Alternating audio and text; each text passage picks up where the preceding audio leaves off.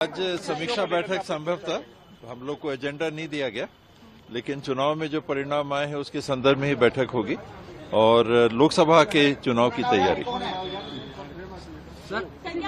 Sir Congress के राज्यसभा सांसद हैं धीरज साहू, उनके रिपोर्ट तो नहीं लेकिन जवाब तो देना होगा जो भी सवाल आएंगे। सर कांग्रेस के राज्यसभा सांसद धीरज साहू के ठिकानों से करोड़ों कैश बरामद हुआ है, जिसको लेकर प्रधानमंत्री मोदी ने भी ट्विटर पर सवाल उठाए हैं। और बीजेपी के सांसद कह रहे हैं कि ये पैसे छत्तीसगढ़ और मध्य प्रदेश घोटाले से जुड़े हुए हैं। अगर कुछ पैसे मिले हैं तो जांच का विषय है, जांच कर लिया जाए और पैसे कहां से आए, किसकी गलती है, उसके ऊपर वैसी कार्रवाई की जाए। बाबा एक चीज और पूछना चाहूंगा, ये जो हार हुई है खासतौर पर छत्तीसगढ़, ये जनता ने हराया है आप लोगों को या ईवीएम ने हराया है? आपको क्या लगता है? देखिए, हारने के बाद ईवीएम की बात उठाना उचित नहीं लगता। मैं ईवीएम के पक्ष में इसलिए नहीं हूं क्योंकि मैं ये भी देख रहा हूं कि विकसित से विकसित देशों ने इस प्रणाली को त्याग दिया है। वहां पर बैलेट से ही वोटिंग होती है, चाहे वो अमेरिका हो, चाहे ग्रेट ब्रिटेन हो, चाहे जर्मनी हो, चाहे जापान हो।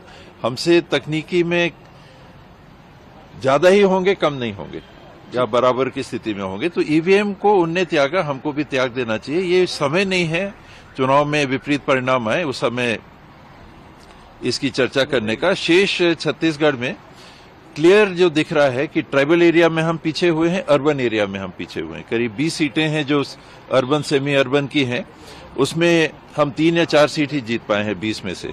और जो ट्राइबल सीटें हैं 29, उसमें भी हम 11 ही सीट जीत पाए हैं। तो ये स्पष्ट रूप से वोट शेयर हमारा अगर गिरा नहीं है तो भाजपा का करीब 14% बढ़ गया। ठीक है सर, थैंक यू सर। मुख्यमंत्री के चेहरे पर ही चुनाव लड़ा गया था, तो क्या हार की जिम्मेदारी सीधे तौर पर मुख्यमंत्री की है?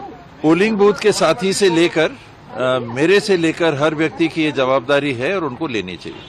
ठीक है सर, धन्यवाद। हमसे जुड़े रहने के लिए हमारे YouTube चैनल को सब्सक्राइब करें और नई वीडियो की नोटिफिकेशन के लिए बेल आइकॉन को दबाएं। अगर आप ये वीडियो Facebook पर देख रहे हैं तो लाइक जरूर करें और ज्यादा से ज्यादा शेयर करें। धन्यवाद।